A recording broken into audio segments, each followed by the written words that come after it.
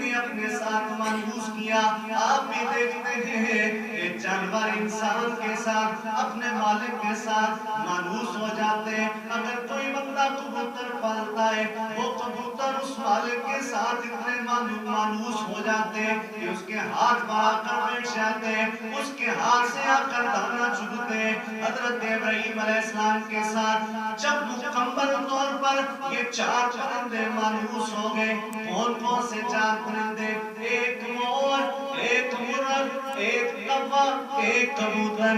یہ والے 4 پرندے جب مکمل طور پر مانوس ہو گئے, اللہ رب العالمین نے ارشاد فرمایا اے پیارے خلیل یہ 4 پرندے ہیں آپ کے ساتھ مانوس ہو چکے ہیں. اے پیارے خلیل ان 4 پرندوں کو ذبح کرو.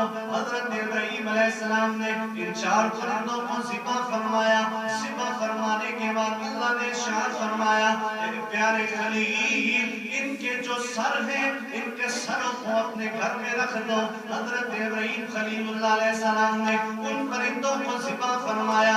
ذبح فرمانے کے بعد آپ نے ان پرندوں کے سروں کو گھر میں رکھ دیا. اللہ تعالیٰ نے ارشاد فرمایا اے پیارے خلیل ان کے پروں کو ان کے جسموں سے جدا کر دو. حضرت ابراہیم علیہ السلام نے پروں کو جسم سے جدا کیا. اللہ نے ارشاد فرمایا پیارے خلیل ان 4 پرندوں کے گوشت کی روٹیاں بناؤ. حضرت ابراہیم علیہ السلام نے 4 پرندوں کے گوشت کی روٹیاں بنائی. اللہ تعالیٰ نے ارشاد فرمایا پیارے خلیل یہ جو 4 پرندوں کی تم نے روٹیاں بنائی ہیں ان کا قیمہ بناؤ. حضرت ابراہیم علیہ السلام نے ان کا قیمہ بنایا.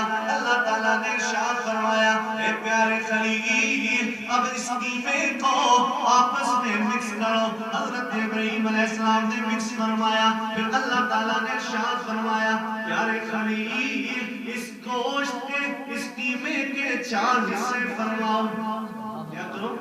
4 حصے فرماؤ. حضرت ابراہیم علیہ السلام نے وہ جو 4 پرندوں کا مکس ہوا گوشت تھا اس کے 4 حصے بنائے. اللہ تعالیٰ نے ارشاد فرمایا پیارے خلیل یہ 4 جو آپ نے حصے فرمائے مختلف پہاڑوں پر رکھ کر آ جائیں. حضرت ابراہیم علیہ السلام مختلف پہاڑوں پر وہ گوشت کے ٹکڑے وہ قیمہ بنا ہوا گوشت وہ مکس گوشت رکھ کر 4 پہاڑوں پر واپس گھر میں پہنچے. اللہ تعالیٰ نے ارشاد فرمایا پیارے خلیل جس طرح یہ پرندے زندہ ہوا کرتے تھے آپ نام لے کر بلاتے تھے آپ کی بارگاہ میں حاضر ہو جاتے تھے. اے پیارے خلیل اسی طرح اب ان پرندوں کو بلاؤ. حضرت ابراہیم علیہ السلام نے کبوتر کو آواز دی. کبوتر کا گوشت وہ جو مکس ہوا تھا جدا ہوا سر تو ابراہیم علیہ السلام کے گھر میں موجود تھا. حضرت ابراہیم علیہ السلام نے جب کبوتر کو آواز دیا کبوتر کا گوشت جدا ہوا اس سر کے ساتھ آ کر لگ گیا. ایک کبوتر تیار ہوا. اللہ کے پیغمبر حضرت ابراہیم علیہ السلام نے کبے کو ملایا. کبے کا گوشت جدا ہوا کبا تیار ہوا. حضرت ابراہیم علیہ السلام کے سامنے آ کر بیٹھ گیا. آپ نے کبوتر کو آواز دی کبے کو آواز دی مرغ کو آواز دی آپ نے مور کو آواز دی. سب کا گوشت اپنے اپنے سروں کے ساتھ جا کر رکھ گیا. پرندے زندہ ہو گئے. اللہ تعالیٰ نے ارشاد فرمایا پیارے خلیل جس طرح ابھی تھوڑی دیر پہلے یہ پرندے زندہ تھے آپ نے انہیں ذبح فرمایا. ذبح کرنے کے بعد آپ نے ان کے گوشت کی بوٹیاں بنائی. بوٹیاں بنانے کے بعد قیمہ بنایا. قیمہ بنانے کے بعد 4 حصے فرمائے. 4 حصے فرمانے کے بعد آپ 4 پہاڑوں پر رکھ کر آ گئے.